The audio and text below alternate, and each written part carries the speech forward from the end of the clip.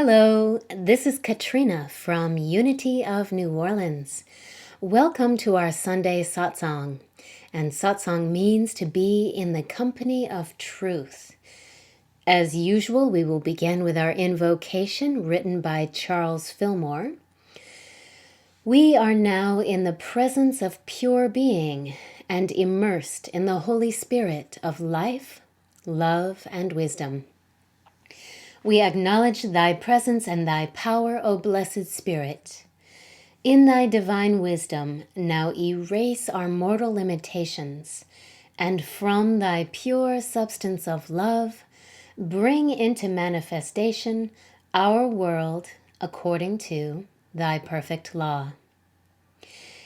And bringing your awareness to your heart center as we say the Lord's Prayer with reverence. Our Father, who art in heaven, hallowed be thy name. Thy kingdom come, thy will be done, on earth as it is in heaven. Give us this day our daily bread, and forgive us our trespasses, as we forgive those who trespass against us. And leave us not in temptation, but deliver us from evil. For thine is the kingdom, and the power, and the glory, forever. Amen. So March 20th was the first day of spring, and it is called the vernal equinox. Vernal means of the spring, new and fresh, and equinox is derived from Latin, equa meaning equal, and nox meaning night. On the vernal equinox, we experience a balance of the day and the night, equal amounts of light and dark on the same day. It marks the turning point when the daylight begins to take over the darkness, and we see and experience more energy, both the life force energy and the creative energy within our minds and our bodies and in the natural environment around us. Life is coming into full bloom, both within and without. And as the darkness diminishes and the light increases, you may feel a building of that imaginative and creative or productive energy. Perhaps a lifting of the fog that we feel when the days are short and the nights are long. And just as the world turns on its axis and brings about the return of the light, we can rely on the return of our own light and energy in the springtime. We can be restored and renewed with the blooming of nature and the growth of our own internal garden. This is a time of celebrating the freshness and newness of life, to plant your garden, both within and without, to raise your energy, to regenerate your body and mind, to recognize the abundance of nature, and to prepare for the manifestation of your goals and dreams. Since the beginning of history, our ancestors have marked this change of season with ritual and celebration. And as you know, there are thousands of ancient sites around the world which were created for the solstices and the equinoxes. They were built to honor our connection to the sun as the source of our light and life force energy.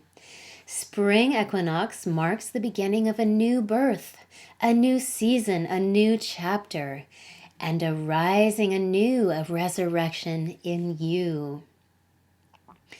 March is also Women's History Month, and I encourage you to go to unity.org and check out our rich history and the legacy of women in this organization. Women have been uplifting spirits in Unity since 1889. And one thing that I love about Unity is the honoring of the divine feminine. Even though we see in the West that there is a domination of a patriarchal mindset with God being depicted as a male, we know that the divine source is wholeness and oneness, and therefore must include both the feminine and the masculine aspects. And in the spring, we honor the creative source of the divine, which is the feminine aspect. As we can see in nature all around us, just look at those azaleas in bloom now. My favorite poet, Rumi, who was an Islamic Sufi, wrote, "Woman is the radiance of God.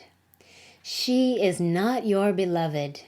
She is the creator. You could say that she is not created." Don't you just love Rumi? Now, in the West, we often look to Jesus as a way shower and a teacher, and he was known to have women disciples and companions. According to biblical scholars and historians, his closest disciple was Mary Magdalene. She was financially independent and she supported Jesus' ministry. She traveled with him and taught his message and then carried on his teachings after his crucifixion. And there are, in fact, several Gnostic documents that portray Mary Magdalene as the preeminent Gnostic, an enlightened woman who understood the teachings of Jesus better than any of his male disciples, and who was especially loved by Jesus.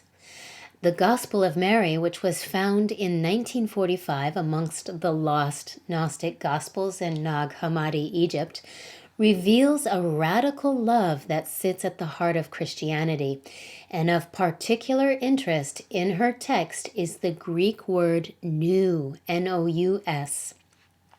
Now, this word has an ancient understanding that means the spiritual eye of the heart. For the wisdom keepers of the time, there was no duality between the mind and the heart. In fact, the mind was in the heart. And this concept really represents the union of the soul within while having this human experience without. There is a divine purpose to being human, according to Mary Magdalene. We are both the created and the creator. And Jesus was revealing and teaching the divinity that exists within us.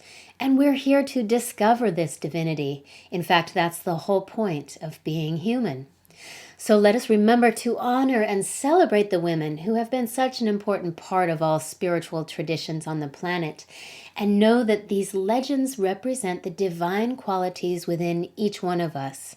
Just like Joseph Campbell's work has explained, we tell these stories because they represent our own stories. So the hero's journey is your journey, just like Jesus' story or the Buddha's story is also your story. Now, Easter is coming in a few weeks, and just as the beginning of spring brings about new life, here at Unity we understand the story of Easter to signify the renewal, the rebirth, or the resurrection of our higher selves. According to the Revealing Word, the metaphysical meaning of Easter is the awakening and raising of spiritual consciousness that we call the I Am, the Christ consciousness. Now, we could also call this the Buddha consciousness or the God in you. And in the story of Jesus' crucifixion, he was hung between two thieves, which represent the body and the mind.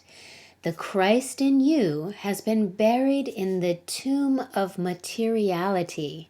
And that Christ consciousness is resurrected in you when you release identification with the body and mind and allow your higher self to rise up or be resurrected.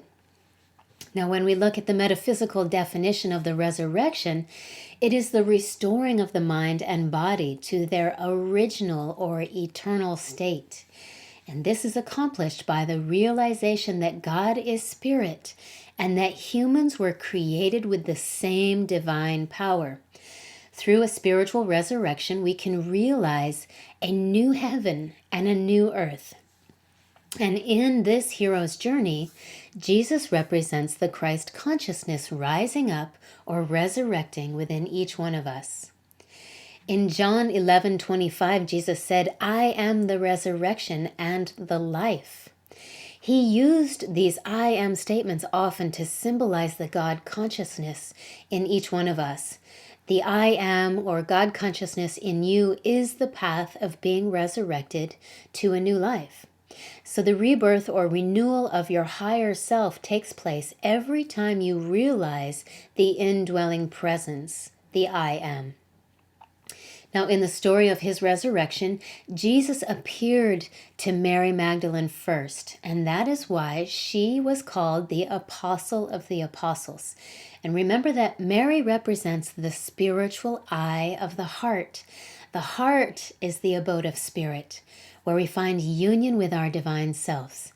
And in order to rise up or ascend in consciousness, we surrender the ego to the heart.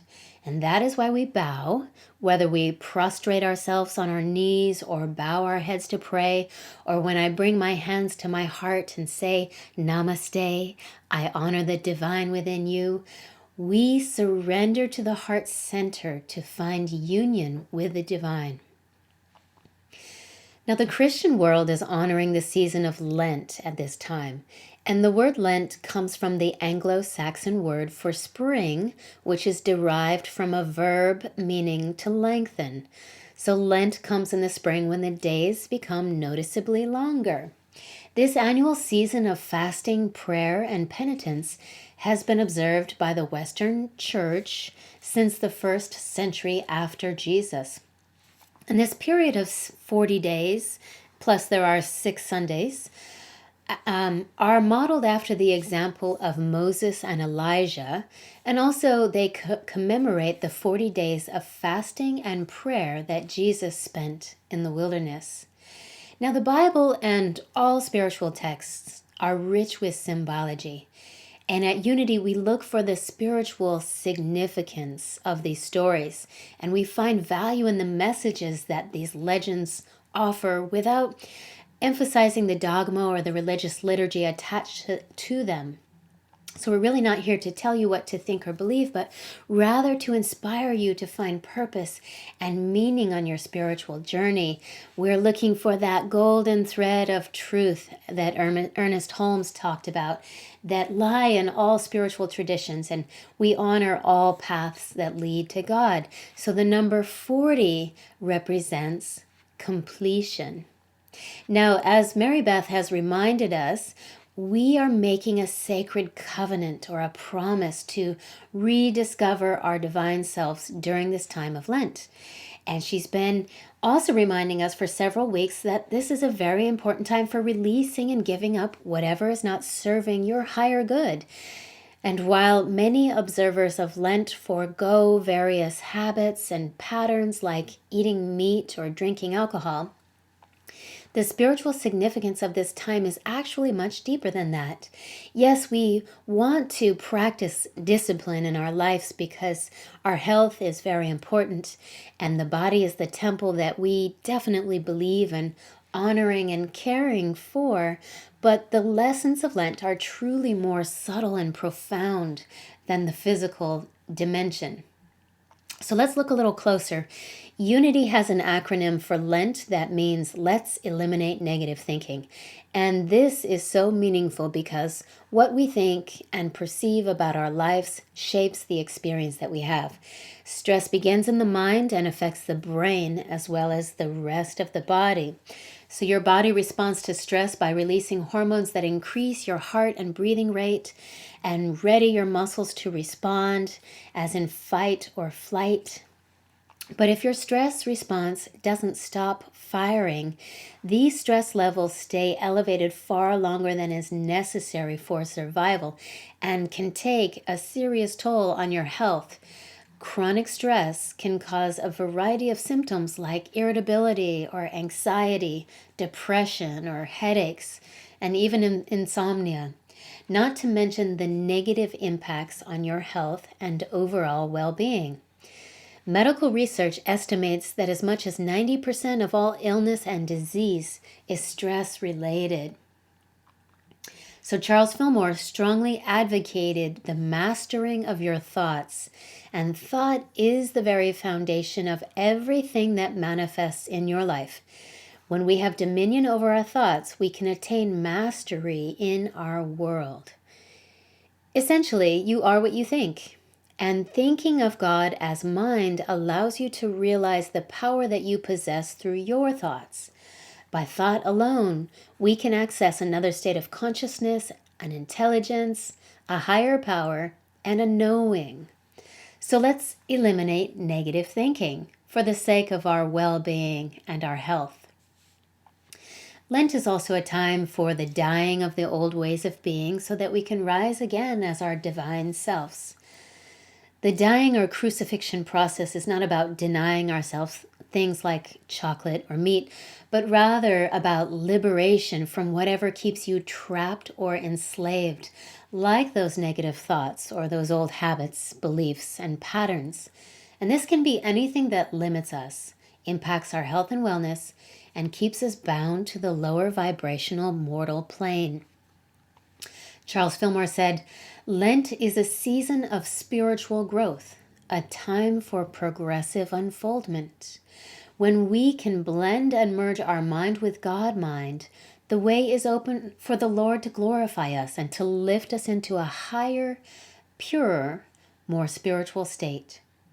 What we are truly seeking is liberation from all that doesn't serve our highest good, so that we can ascend to a higher, purer, and more spiritual state." Hinduism, Buddhism, Jainism, and yogic philosophy all teach a core principle, a concept called moksha.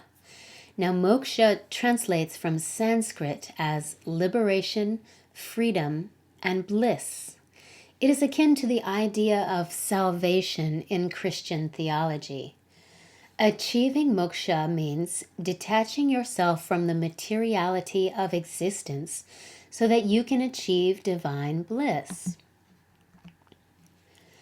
We are bound to this material world through attachments, desires, habits, which cause the inability to see or experience the oneness of all life.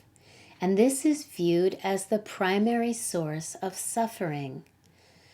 Through the use of awareness, we can slowly begin to see our projections, our desires, our attachments, and judgments for what they are.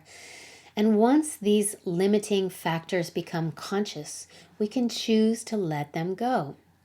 Just like we give up negative thinking or old patterns during Lent so that we can ascend in consciousness, moksha means that we are able to dissolve and unblock the way to a direct experience of the reality that we are divine beings.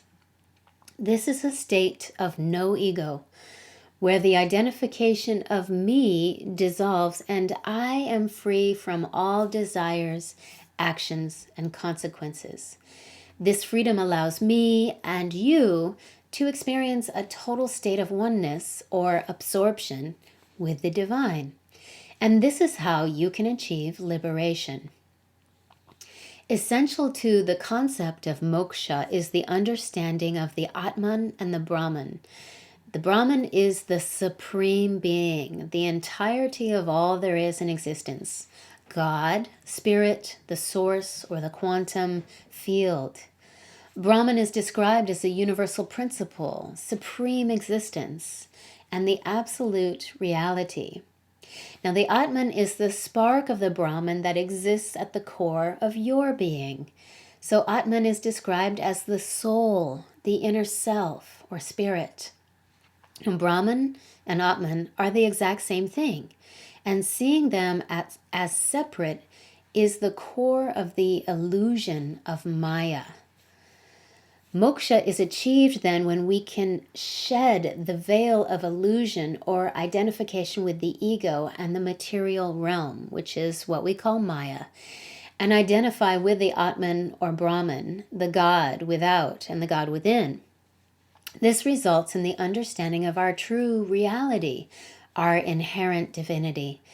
And we can experience Atman and Brahman everywhere outside as well as deep within us. So to achieve moksha, liberation, or freedom, Maya must be cast off. Identification with the ego must be dissolved, and both our attachments to pleasure and our aversions to discomfort must be released. And these negative mental patterns also need to be removed. So moksha is the path of liberation from suffering and the attainment of self-realization. Through this path of liberation, one can experience transcendental planes of existence and a profound state of bliss. Once you achieve moksha, this freedom, you find unity with the Supreme Being. You lose the sense of your ego and gain realization of the divine self. The liberation of moksha is not a place. It doesn't exist in the heavens, the earth, or in the spirit world. This state of freedom has no space, no time, no location. It can only exist in the now, in this present moment. So the aim in human life is always to achieve moksha or salvation so that you can free yourself from misery and suffering. And when you become liberated from the illusory world of Maya, you are able to be in union with the inner self, the Atman, and with the oneness of all life, the source of God, or Brahman. According to Vedantic philosophy, it is possible to achieve liberation in this life itself. One does not need to leave this world or to die. All one needs to do is to free oneself from the negativity of the world and acquire the true knowledge of the soul, the Atman, and the universe, or God, the Brahman. The possibility of freedom, liberation, and the emancipation from the bondage of suffering, attachment, and ignorance are the guiding principles for all spiritual paths. This is also the purpose of Lent, which is the process of releasing the attachments that bind you to a limited mortal existence, or the dying of the old self so that you can be born anew. When you surrender and let go of negative thinking, old habits, patterns, and beliefs, you are then able to realize the divine presence within. And that is the whole point of this experience that we call life. We are here to discover the truth of who we are and to know what it is to be fully human and fully divine. That was the message of Jesus, the Buddha, Krishna, and all the great teachers and sages of the ages. So now we're not just philosophizing or pontificating on some cool ancient concepts here. This is actually very practical information. In New Thought, what we call God, Spirit, infinite intelligence, creative mind, a higher power, is a power for good that permeates all things and all people at all times. The problem is that most of us are identifying with the limited existence of our problems and habits, our fears, our stress patterns, and we're not available to realize that divine power within.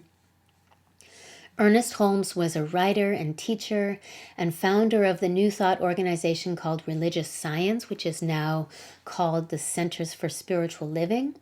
This is a sister organization to Unity. And he said, "There is a power for good in the universe greater than you are that you can use." And this is a very powerful idea because it offers a vibrant, relevant, and pragmatic teaching. So how do we use this power for good? Well, first and foremost, we change our thinking, our beliefs, and our expectations. We stop identifying with the limited ego-based notions of ourselves. We shift our perspective and the way we perceive life.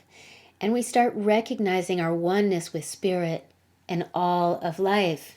We practice gratitude and forgiveness. And we use spiritual practices like affirmative prayer and meditation. Affirmative prayer is not begging or beseeching or seeking to be rewarded for good behavior.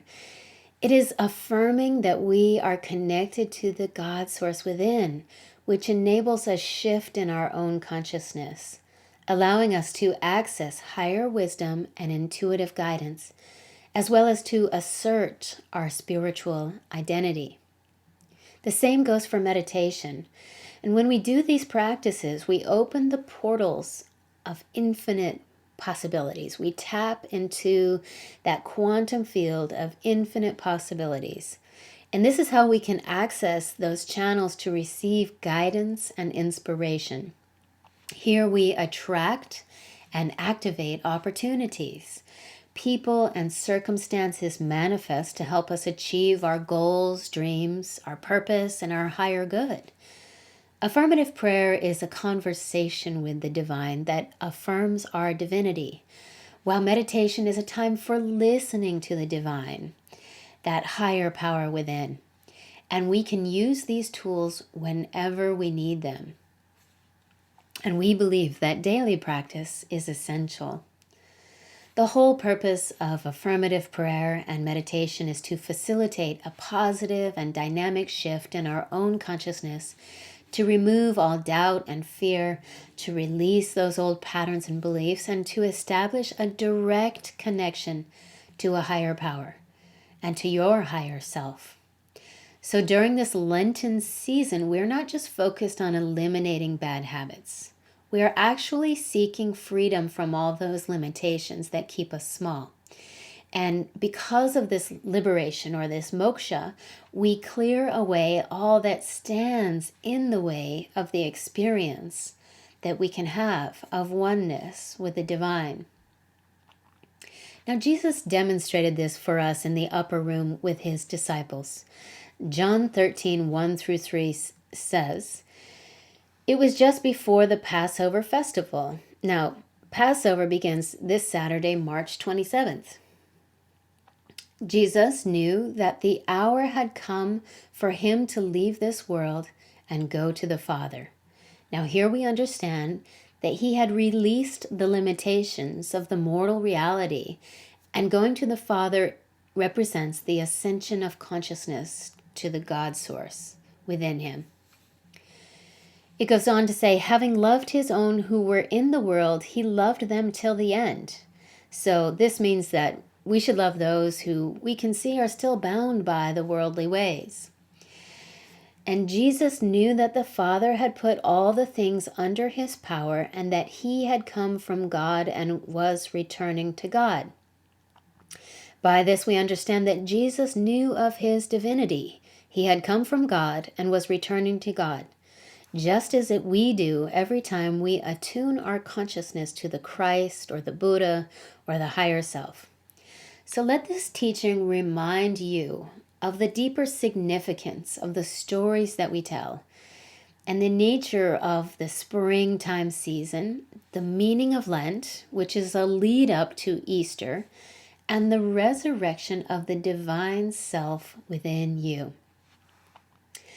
In closing, this is a powerful time to release all that limits you so that you can be renewed in the understanding of who you really are. You are a divine being. And then you can rebirth, rise again, and resurrect into your higher self. And this is not something that we do once a year or once in a lifetime or when we die. Just like the seasons and the cycles of the planet, we can experience this resurrection of our divine self again and again, every day. Or as the yogis say, with every breath that we take. And I encourage you to put these teachings into practice in your life so that you too can achieve freedom from suffering and the realization of the divine self within you.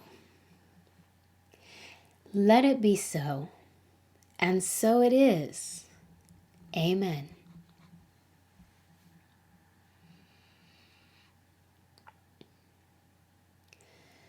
And with that, let's take a few moments to find renewal in the health of our bodies and minds. We honor our bodies as the temple of our spirits. And we affirm that our minds are one with divine mind in meditation.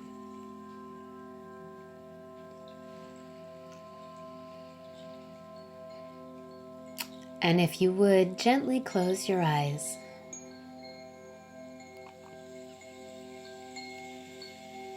Take a long, slow, deep breath in and feel yourself relax as you exhale. And let's do that again. Take a deep breath in. And as you exhale, release and let go.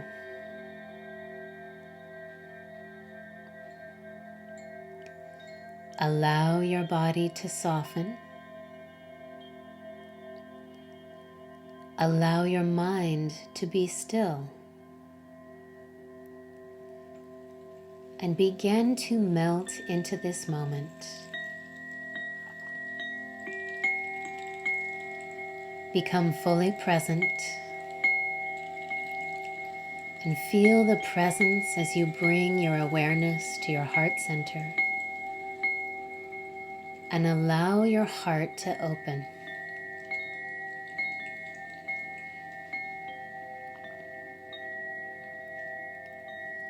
As Charles Fillmore said, this is a season of spiritual growth. When we can blend and merge our mind with God-mind, allowing the way to be open, to lift us into a higher, purer, and more spiritual state. Let us give ourselves to this time in meditation to find release and renewal, that we may rise as the Christ consciousness from within.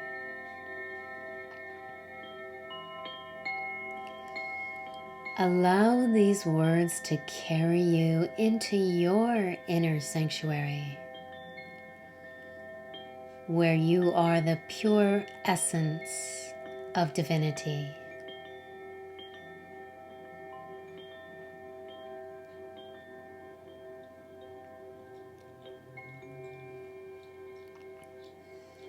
I turn away from the outer world that surrounds me to enter into the innermost world of my own mind, soul, and spirit, to leave the physical world behind me, that I may concentrate on the beauty, peace, and majesty of the Spirit that created me.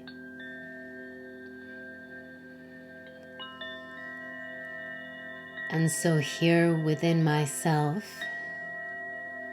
let me sense and let me feel that there is a great healing presence in the universe.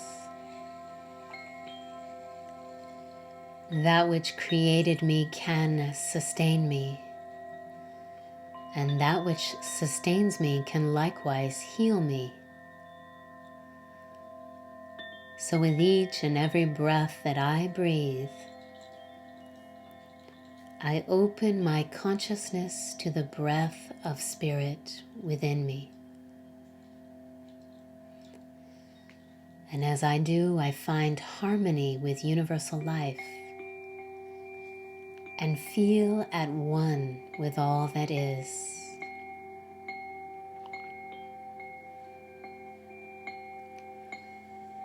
For a few moments, I become one with all of nature, to be part of the resurrection of nature at springtime, and to realize the resurrection can also be taking place within myself. For here within you, within me, there is a great consciousness of mind, spirit, of the universe that is God, that is the Christed part of our mind, that lives not only around Easter, but every moment of every day of every year of our lives.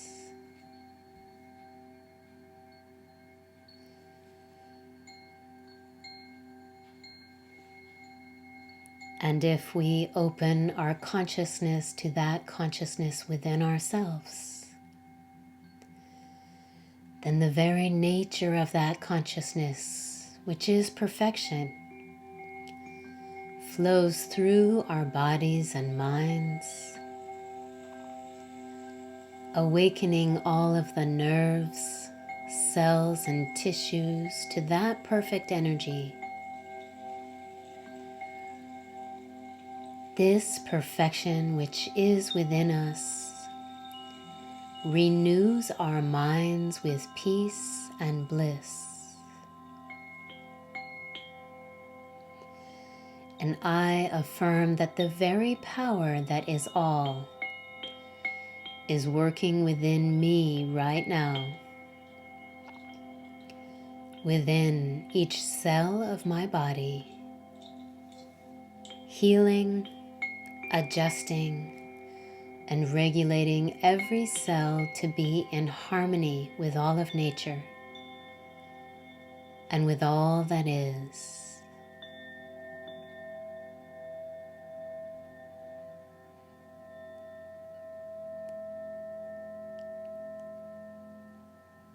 And so I open my consciousness, my mind, and my soul to the Christ consciousness. And my mind is one with God mind. And as I do, the entirety of my body is as a temple of the divine, perfect, whole, and complete. And my mind is clear, calm, and open.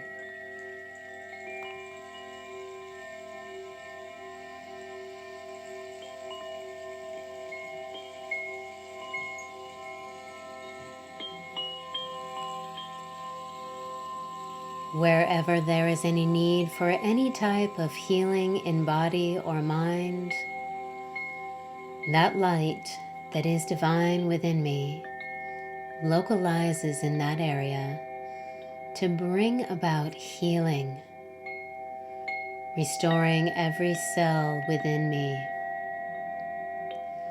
and allowing me to release all stress, worry, and fear,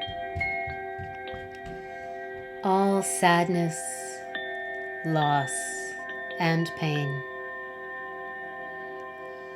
so that my body and mind, as an energy field, move with the ebb and flow of the universal Christ consciousness of mind that is within me, right here and right now. That all the rhythms and motions and energies of my body and mind are in perfect harmony, one with another. That all functions of body and mind are operating perfectly, with wholeness, with completeness, with the beauty that is God's presence here within me.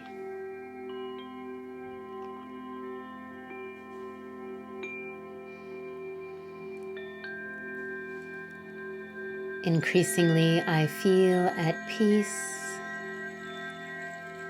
with a sense of balance and harmony throughout my entire being, as if my body and mind are in a state of divine orchestration, orchestrated by the universe and the God source within me. I am one with the beauty, the peace, and the harmony of God's presence within me,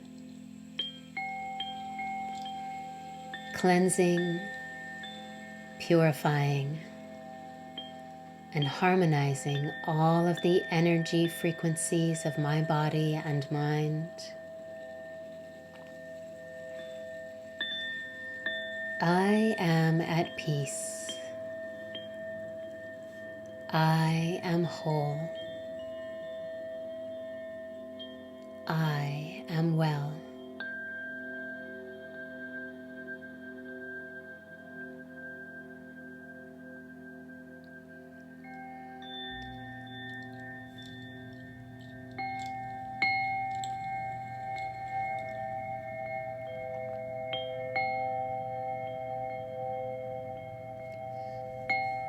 Divine Father, Mother, God of the universe that created me and lives within me,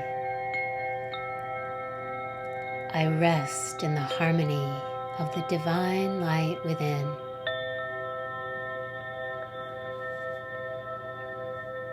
In the awareness of the presence within myself,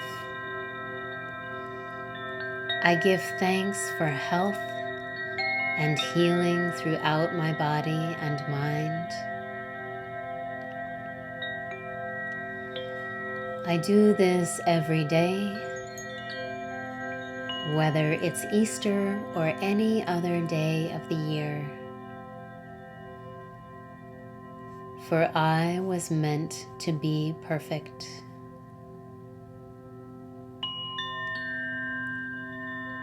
And I accept this truth. From the top of my head down to the soles of my feet, that this perfection living within me finds its perfection in every part of my body and mind.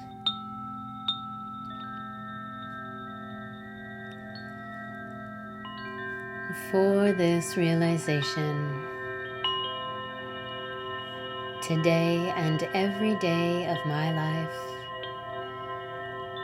I give thanks.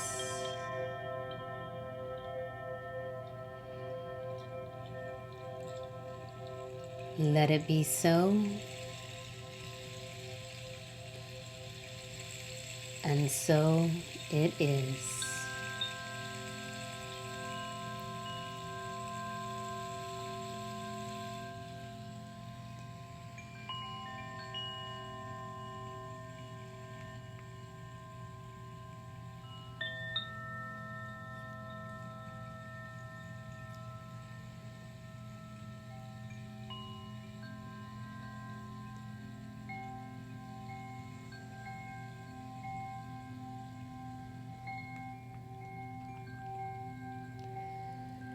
And let us close with the prayer for protection written by James Dillett Freeman.